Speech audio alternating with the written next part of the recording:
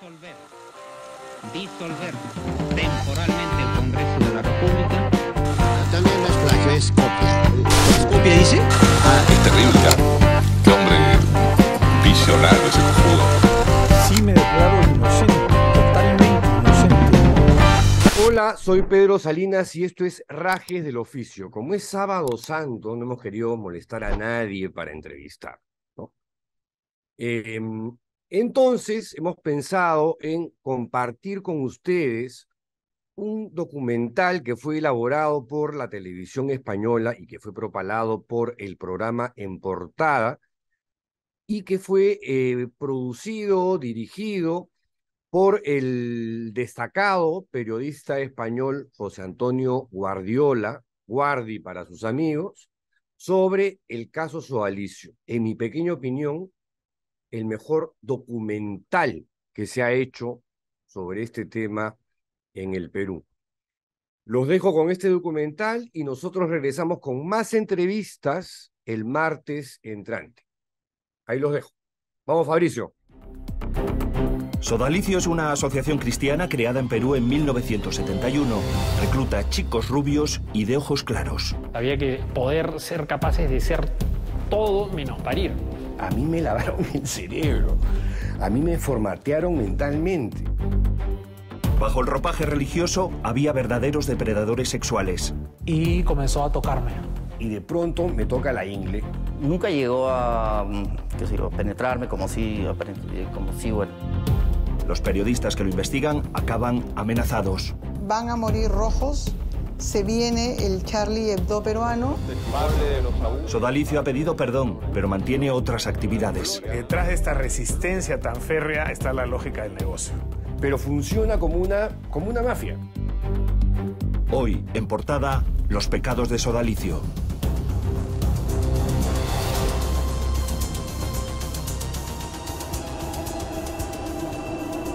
Mi nombre es José Enrique Escardó Estec, soy periodista y docente universitario y soy sobreviviente de abusos físicos, psicológicos y un intento de abuso sexual en el Sodalicio de Vida Cristiana.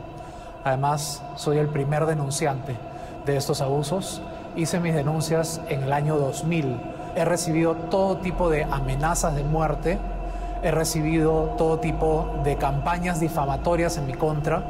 Han logrado que me boten de trabajos, que no me reciban en trabajos y han afectado mis relaciones con la sociedad, con la familia, mi economía, mi trabajo y todo lo que ustedes se puedan imaginar.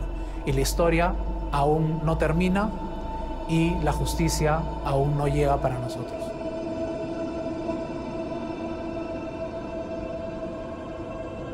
Esto tiene que ver con las denuncias por abuso físico, maltrato, vejación al interior del movimiento Sodalicio de Vida Cristiana. Sodalicio de Vida Cristiana es una sociedad eclesial formada en el año 71. Enfrentan acusaciones no solo de abuso psicológico y físico, salpicado por denuncias de abuso sexual. La policía al ingresar a la habitación encontró al menor desnudo. Cuando tenía 9 años, el sacerdote que le dio la primera comunión... Las atrocidades que en nombre de Dios y de la Iglesia Católica... El Vaticano que disuelva el Sodalicio de Fernando Figari fue sancionado por la Santa Sede. ¿Cuáles son las características de este movimiento? Es una organización católica fundada en 1971 en Perú como una respuesta ideológica desde el lado de la Iglesia a la corriente de la teología de la liberación. Pero el Sodalicio tiene algo adicional porque además su fuente es el fascismo puro, la falange de José Antonio Primo de Rivera, cocteleada con cosas como la guerra de las galaxias, porque supuestamente adentro tú puedes adquirir poderes sobrenaturales, el culto al líder. Se trata de una organización sectaria por donde la mires, con un ropaje religioso.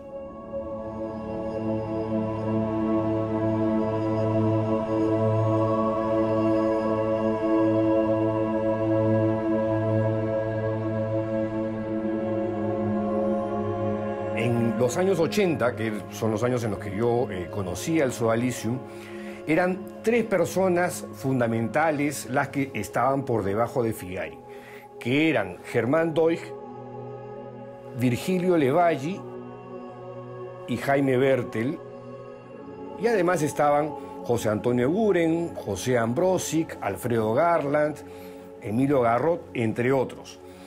Pero esa era más o menos la organización que es imposible que no haya estado al tanto de las cosas sórdidas que ocurrían dentro de la institución.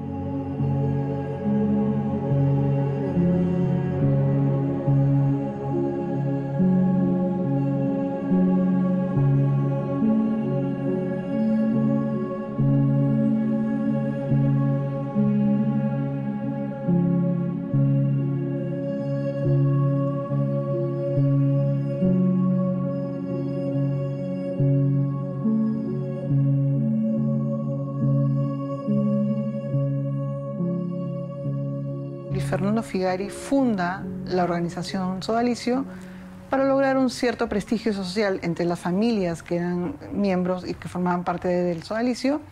Pero funciona como una mafia, reclutando a jóvenes del colegio, de buena familia, de clase media alta. Para tener acceso sexual y mental sobre ellos.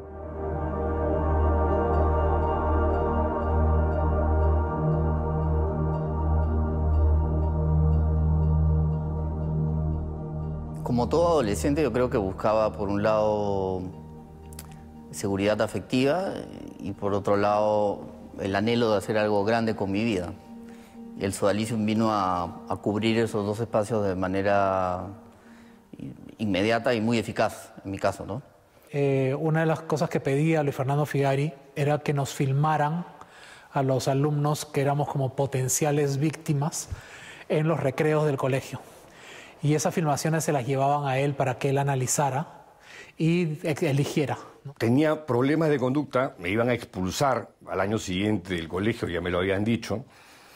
Mis padres estaban separados, no me interesaba absolutamente nada de nada. Nos bombardeaban con lo que era el mensaje perfecto para manipular a un adolescente, ¿no? Tu familia no te apoya, ¿no? Nosotros sí te apoyamos, nosotros somos tus amigos. Tu familia no te entiende, nosotros sí te entendemos. Rezábamos y después íbamos a comer, o íbamos a jugar bowling, o íbamos al cine, ¿no? Entonces ellos trataban de trabajar ese vínculo, ¿no? Sin darte cuenta, hay un momento en el cual miras a los costados, ¿no? Y ya no está tu familia, ya no están tus amigos, ya no está tu enamorada. Lo único que miras es un entorno donde solamente hay puro sodalite, ¿no? Las pruebas, por ejemplo, podían ser tú y yo con el que era el jefe espiritual, y te decía, dibuja un círculo, ¿no? Pon todos los defectos que tú crees que tengas, ¿no? Pon todo. No seas acortado, pon todo. Ponías todo, ¿no? Terminabas el círculo y dice, ese es tu padre. Cuando mi padre, ya con un cáncer terminal en Caracas, lo fui a traer al Perú, y ahí es cuando él me dice, ¿no? Me decía, Cholo, ¿por qué me dejaste de escribir? Y le dije, papá, el que me dejó de escribir fuiste tú. Y me dijo, no, yo entiendo que tú estabas metido en esta especie de secta, pero de ahí a dejar de escribirme, le dije, papá, tú fuiste el que me dejó de escribir, y en eso yo ahí sí uní los puntos, ¿no es cierto? O como dicen en el Brasil, cayó la ficha. Y dije, estos malditos, estos hijos de puta, o sea, interceptaron, desaparecieron las cartas de mi padre para hacerme creer que ya no me quería, que me odiaba. Y eso fue muy fuerte.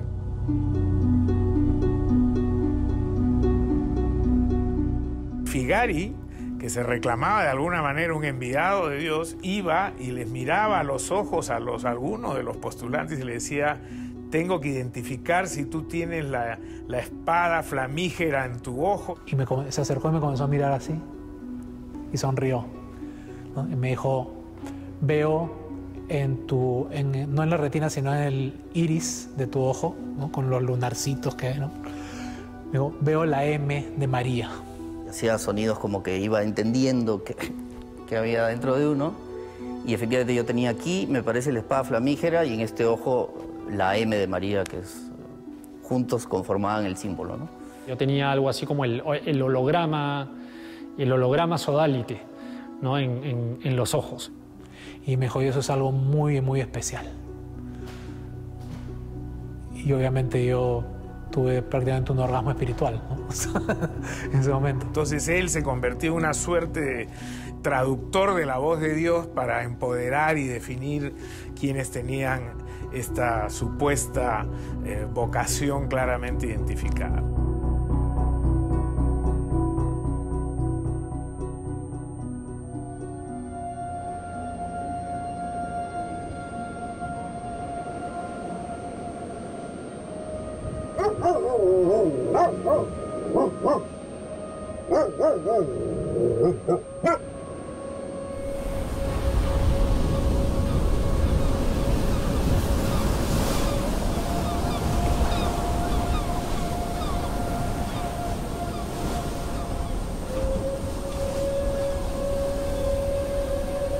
San Bartolo sí es una suerte de Guantánamo, donde se meten en tu cabeza.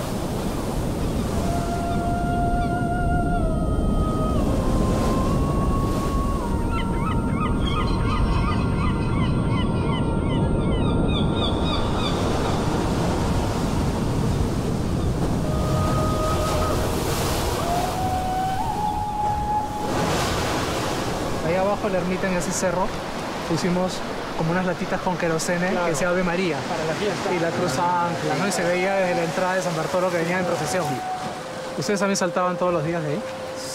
No todos los días, no todos los pero... días. Lo que sí me acuerdo es que el primer día que ibas a saltar de esa roca, el que no saltaba no podía regresar a casa hasta hacerlo. Sí. Entonces habían algunos que se quedaban hasta la noche prácticamente, parados ahí muertos de frío, y le decían los pingüinos.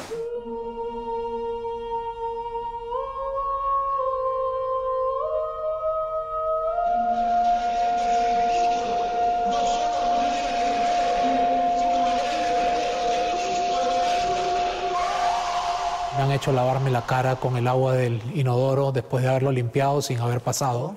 Y era terrible dormir en escaleras y era terrible comer muy poco y sobre todo dormir muy poco y nadar en agua helada. Y estar despierto durante una semana completa cuidando una capilla porque me había olvidado de ponerle llave. Miles de abdominales, cientos o miles de barras, ¿no es cierto?, que uno se cuelga. Cientos de kilómetros corriendo. Yo tengo 57 años, me fui del Sualizum cuando tenía 22. Yo desde entonces hasta la fecha sufro de insomnio. El ideal era nunca quejarse, nunca... ¿Por qué? Porque allí había que ser hombres, había que ser machos, había que ser fuertes, había que ser indestructibles, había que poder ser capaces de ser todo menos parir. Pero lo más difícil de todo era hacer todo este tráfago de actividades entre militares y absurdas con el set de emociones que la institución quería para ti. O sea, con obediencia ciega, con una sonrisa en los labios, sin murmurar, adelantándote a los deseos de tu superior. Era muy difícil. A mí me lavaron el cerebro. A mí me formatearon mentalmente. A mí me convirtieron en un sectario. Y cuando eres un sectario y la consigna es todo el tiempo la obediencia y todos estos mantras de que el que obedece nunca se equivoca, la voz del superior es la voz de Dios, el espíritu de independencia es muerte para la comunidad y 50 frases más de ese estilo.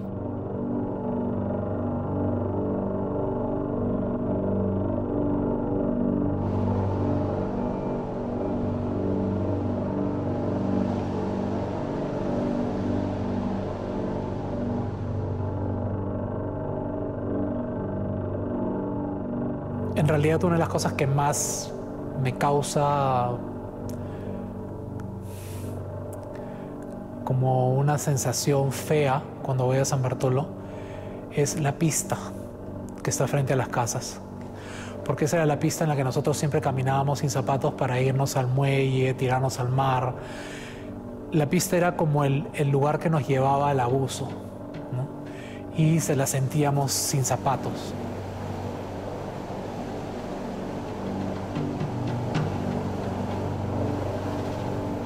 Esa casa sí me causa una sensación bien, no de miedo, ¿no? Sino como de una mala sensación, ¿no?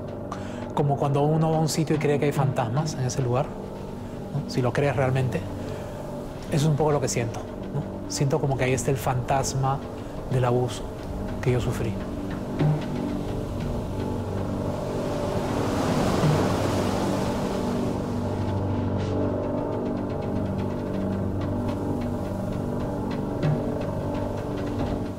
El corazón del sodalicio, que era Luis Fernando, era el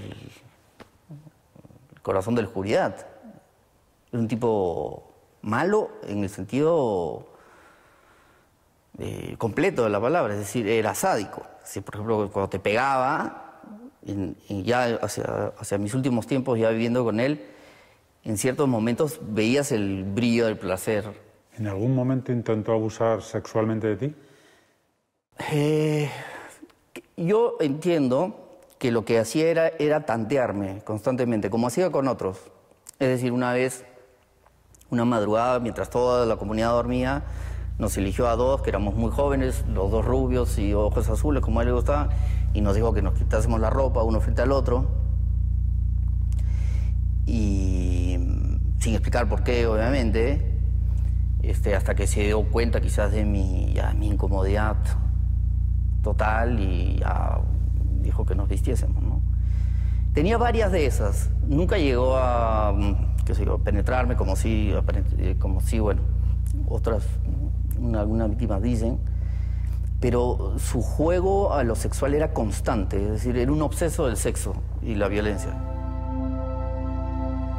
Llega el fundador a eso de las 3 de la mañana y a los 4 que estábamos ahí en esa experiencia comunitaria, a los 4 nos forman, me acuerdo pues en una sala, delante de una chimenea, y nos piden que nos desnudemos y que nos quedemos en ropa interior.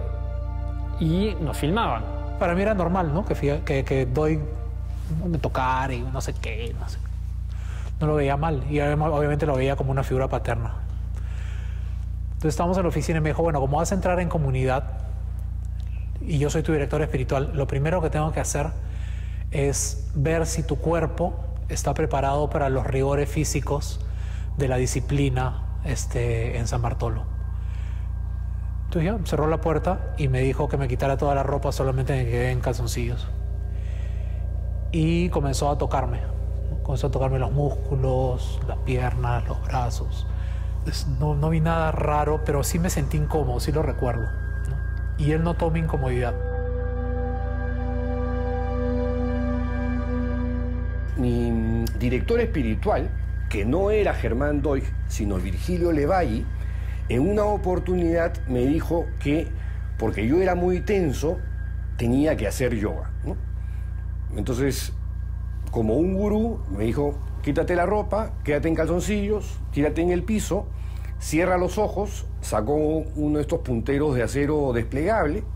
En esa época, en los 80, no habían punteros láser, lamentablemente, y comienza a pulsarme los hombros, los brazos, las piernas, y de pronto me toca la ingle, y yo he saltado como un resorte y he abierto los ojos como diciendo, oye, ¿qué pasa? ¿Qué está pasando acá? ¿No? Y para que veas el nivel de profesionalismo, ¿no? Porque no sé describirlo de otra manera, Virgilio Levalli agarró y me dijo, sí, efectivamente, Pedro, ya detecté tus puntos de tensión, vístete, ponte la ropa, mira, acá tengo un libro, yoga cristiano en 10 lecciones, tienes que hacer este ejercicio de acá, asana, no sé. Y mientras que me decía esto, yo pensaba, mierda, por un segundo he pensado que Virgilio Levalli mi mentor, mi director espiritual, mi padre, mi mejor amigo, la persona que busca lo mejor para mí, que quiere que yo sea santo, pensé que quería sobrepasarse, ¿no? Y me sentí mal yo.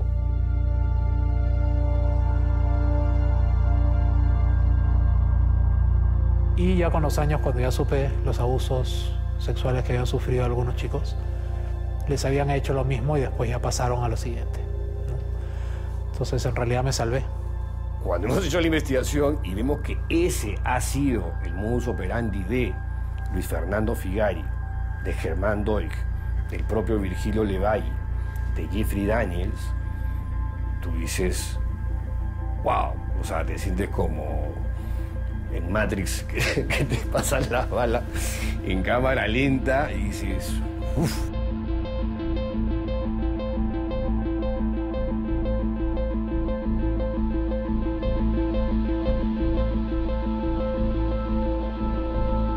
En unos segundos a propósito del libro Mitad monjes, mitad soldados y el impacto que este ha causado en las estructuras del sodalicio Cristiane Vitae. Con la investigación que hicieron nuestros colegas Paola Ugaz y Pedro Salinas, ya decenas de víctimas pasaron por las manos y por el método Figari, esta doctrina de captación, lavado de cerebro, sometimiento, abusos físicos, psicológicos y también vejámenes y abusos sexuales. Uno de los días, Pedro viene muy serio y me pide una reunión. Acabo de hablar con uno de mis amigos del sodalicio donde yo he estado. Me acaba de confesar que ha sido víctima sexual. Y estoy consternado porque siento que no vi lo que le pasaba a mi amigo y además yo he hecho que entren más de 100 sodálites a esta organización. Necesito contar esta historia, tú eres periodista de investigación y tienes que trabajar conmigo. En el libro aparecen 6 testimonios de abusos sexuales perpetrados por Figari, Doig, Levalli y Jeffrey Daniels. El libro nunca fue ni pretendió ser un ataque a la Iglesia Católica. Fue una investigación sobre una organización particular de ropaje religioso que se llama católica porque depende de un dicasterio de la Iglesia Católica en el Vaticano, que se llama Sodalicio de Vida Cristiana. El Sodalicio ha reconocido los abusos sexuales cometidos por Luis Figari, exfundador de la comunidad religiosa. Que hay 19 menores de edad que han sufrido de abuso sexual. El Sodalicio emite un primer comunicado en el cual relativiza la denuncia y asume como que ellos ya habían estado trabajando en eso. Después de los testimonios recibidos, consideramos al ciudadano Luis Fernando Figari culpable de los abusos que se le imputan y lo declaramos persona non grata para nuestra organización que deplora y condena totalmente su comportamiento. ¿Qué ocurre? Que hay gente dentro del Sodalicium, como Oscar Osterling, por ejemplo, que en ese momento todavía seguía siendo sodalite, creo, y otros más, que dicen, oye, si tú no rectificas ese comunicado porque no es cierto, nosotros vamos a salir. Y el Sodalicium ahí saca un segundo comunicado. En el caso terrible de abusos a menores de edad, los expertos han logrado reconocer los elementos suficientes para identificar a los siguientes presuntos agresores: Luis Fernando Figari, Germán Doig, Virgilio Levalli y Jeffrey Daniels. Ellos sacaron su videíto, todo leído con prompter, ¿no?, pidiendo perdón a las víctimas en general. Lo único que han hecho es darles propinas a algunas personas en situaciones de desventaja emocional y psicológica, hacerlo firmar un papel para callarles la boca. Y reto a cualquier líder de Sodalicio que desmienta lo que estoy diciendo.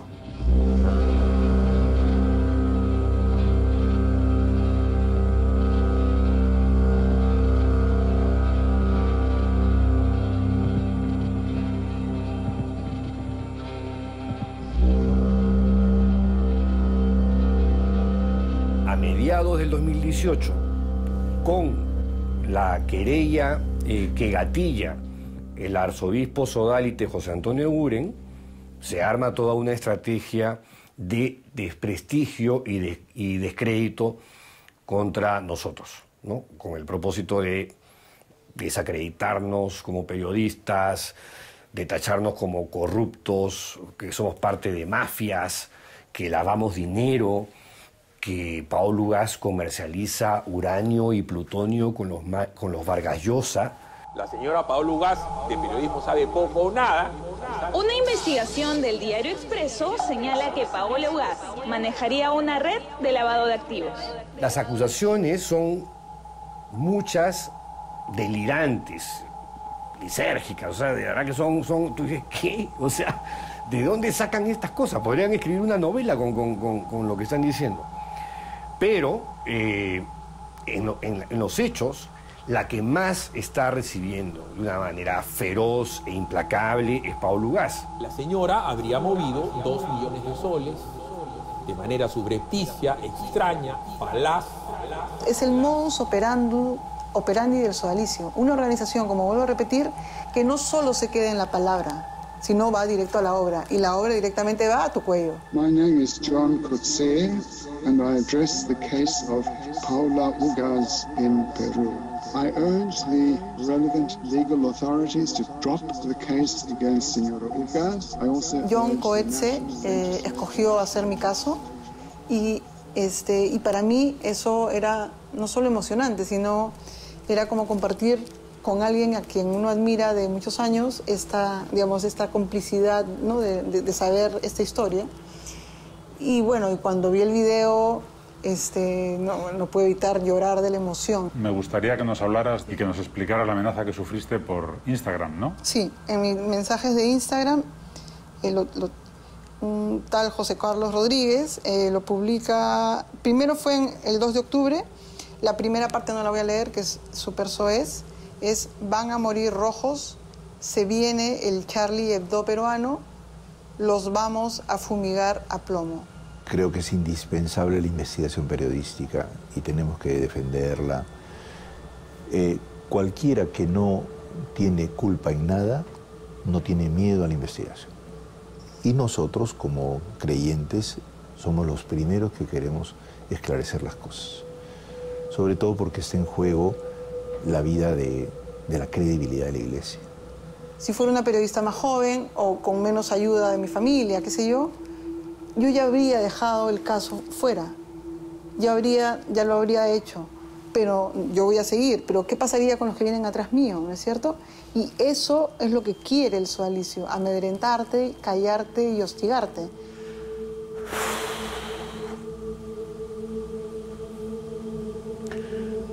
Ojalá Paola vea esto. Ella sabe cuánto la quiero. He tratado de no quebrarme en toda la entrevista. Había momentos difíciles. Pero Paola no tenía por qué meterse en esto.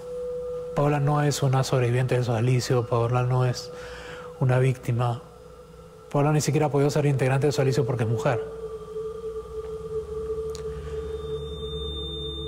Paola es una heroína en esto.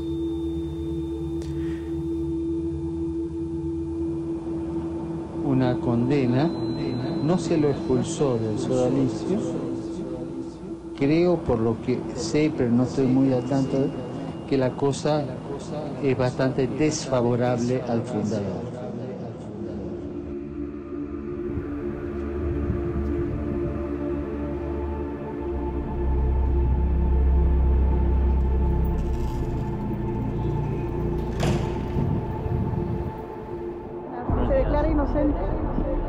Cuando él sale de la embajada del Perú en Roma, viene directo a mí.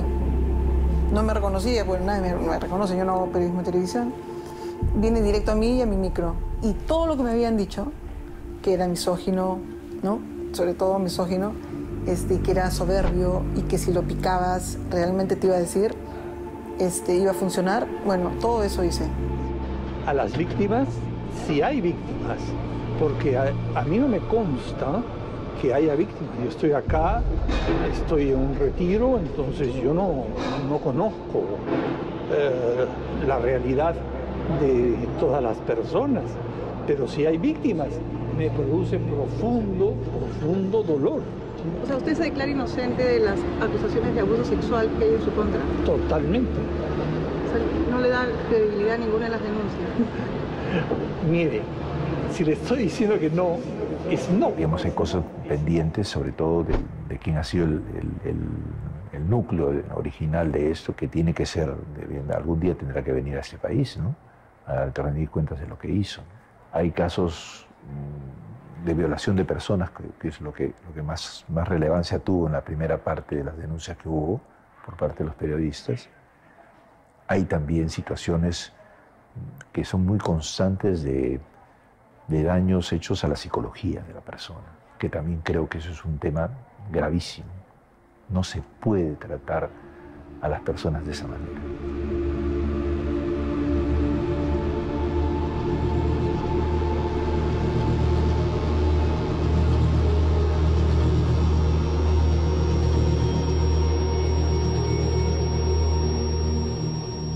Definitivamente en el Sodalicium no hemos encontrado, como hubiera sido deseable, una reacción de decir, bueno, este es el pasado, reconocemos que se han cometido errores en el contexto de nuestra institución, vamos a reparar y vamos a repararlo bien. Esa organización ha sido, desde un principio, creo, una organización de fachada, de una pequeña cúpula que se ha servido de esta institución para diferentes propósitos criminales, abusos sexuales a menores, temas de finanzas medias irregulares, servidumbre, o sea, casos de esclavitud moderna, entre violencia física, maltratos, violaciones a los derechos humanos, entre varias cosas más. Detrás de esta resistencia tan férrea está la lógica del negocio, porque el Sodalicium no solamente se ha dedicado a permitir y promover en algunos casos estas prácticas de abuso sexual, de abuso físico, de sometimiento de centenares de adolescentes, sino que además ha hecho de esto un emporio económico. Tienen empresas offshore, han estado abusando del concordato, no pagando impuestos por décadas, a pesar de que tienen ingresos millonarios. Es lo mismo que sucede con la mafia y con la camorra y la 'ndrangheta en el sur de Italia, ¿no? O sea, ¿cómo es posible que en las procesiones el asesino número 1 del pueblo salga, ¿no? A la cabeza del santo, ¿no? Si el Vaticano hubiese conocido que pasaban estas cosas, jamás habría sido una sociedad de vida apostólica, jamás. Entonces mi pregunta es, ¿qué hace la Iglesia permitiendo que una organización de estas características, que claramente no tiene un carisma divino ni nada que se le asemeje, siga existiendo? Y que a Figari jamás se le haya expulsado de sus filas. Figari sigue siendo sodalite.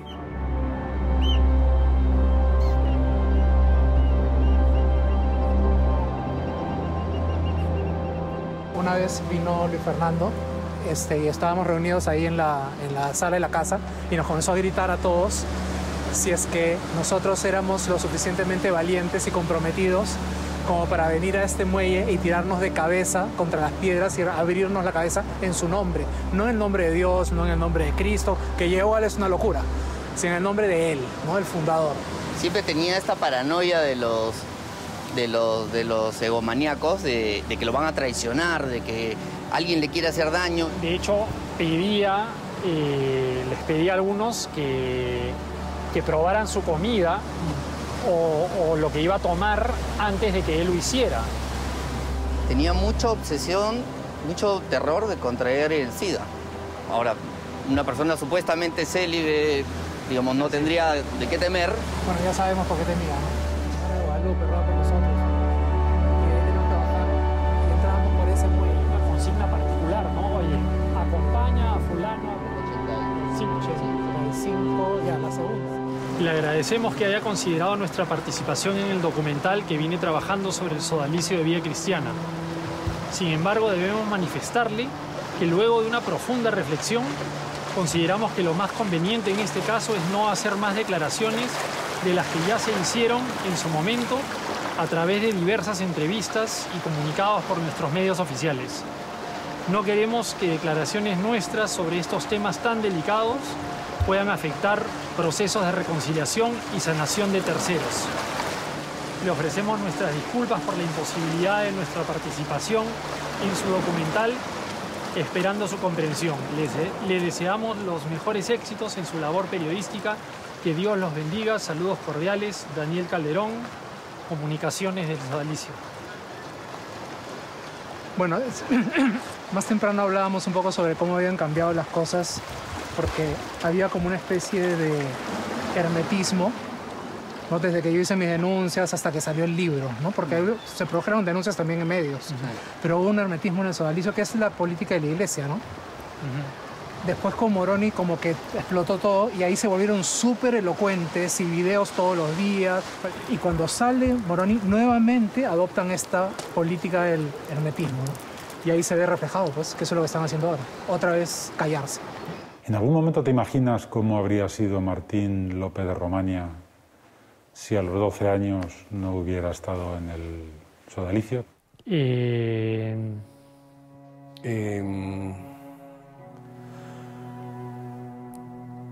No sé. Me lo he preguntado. Y me he hecho la pregunta muchísimas veces. Sé perfectamente lo que dices porque es un pensamiento recurrente. Yo perdí la virginidad recién a los 33 años. ¿No? Fue fascinante para mí el mundo femenino, increíble. Es decir, no entiendo hasta ahora cómo pude aguantar tanto tiempo sin poder relacionarme amorosamente con una mujer. Ahora, si tuviera un hijo, como tú comprenderás, lo tendría a miles de kilómetros de este tipo de amenazas, ¿no?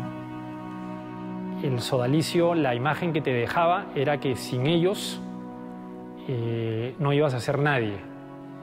Y eso muchas veces es lo que me sigo contestando. Lo cual, digamos, yo mismo sé que no es así, pero el chip está tan metido a ese nivel que me cuesta responderme. Supongo que alguien con menos taras psicológicas y menos tocs y menos obsesiones y cosas por el estilo. Pero por otra parte, o sea, puede sonar hasta masoquista, pero si yo no hubiese pasado por el sodalicio y no hubiese sido periodista, probablemente nada se habría sabido. A veces he tenido momentos en que he dicho, mejor no hubiera hablado, me hubiera quedado callado.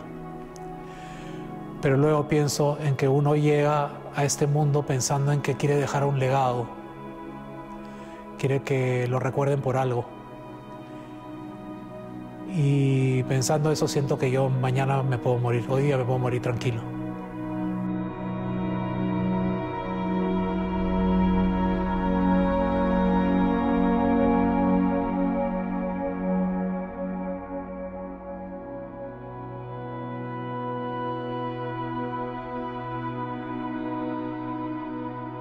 José Enrique Escardó empezó esto en el año 2000. Si no fuera por Escardó, en el 2000, con sus columnas, yo creo que no habría habido un punto de partida en el que el sodalicio no haya reaccionado tan fuerte como lo hizo, ¿no? O sea, me da pena que haya, en el camino haya atravesado por todas estas amenazas, campañas denigratorias, y ahí él solo, ¿no? ¿Valió la pena hacer esta investigación? Sí, claro que valió la pena, pero no deja de revelar y de indignar y de fastidiar que justamente casos como el Escardó o como el de José Rey de Castro o el de Óscar Osterling o el de muchos, y cuánta gente que no conocemos y testimonios que ni siquiera adivinamos, están en una situación como la de ellos y el sodalicium y la justicia peruana y la Iglesia Católica, están de brazos cruzados, o sea, sin hacer nada. Te confieso que una de las cosas que me fastidia es que a ti te haya afectado de una manera tan brutal. Bueno, es parte del trabajo de periodismo, ¿no? O sea, es así. Te metes con alguien poderoso. Sí, yo también digo lo mismo, pero digamos, pues igual no dejo de reconocer que sí hay un desgaste emocional, hay un impacto en lo personal, hasta en lo económico. No porque no quieran que se publique, sino porque sí ya tengo 3 juicios, 2 amenazas de muerte, 4 denuncias que no han funcionado y una campaña de lodo más 5 portadas en el año del coronavirus. Creo que les preocupa un poco, ¿no? Que salga. ¿De qué te arrepientes? Yo no me arrepiento de nada. Esta investigación valió la pena de principio a fin y la sonrisa de los sobrevivientes es lo que me llena de empuje para seguir adelante. Lo más duro de la investigación. Cuando me engañaste me dijiste que iba a durar 3 meses y ha durado 10 años. Qué mala.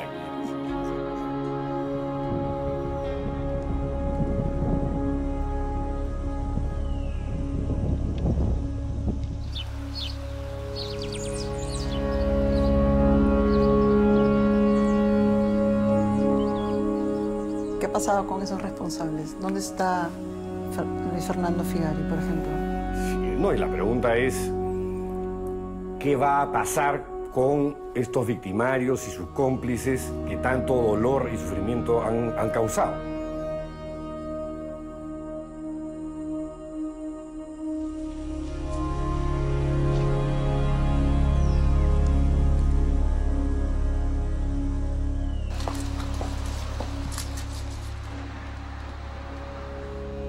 Hola, buenos días. Disculpe, estaba buscando a Jaime Bertel, por favor. No está. ¿Pero sabe si ahora mismo está en Colombia todavía o quizás ha ido de vacaciones a Perú? Discúlpame, no sé. Vale, muy amable. Muchas gracias.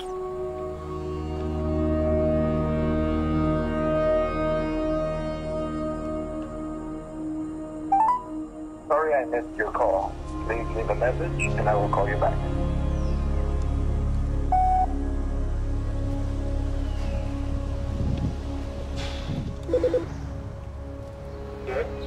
Hola, buenos días. Virgilio Levasi. Sí. Me gustaría hablar con usted, si es posible.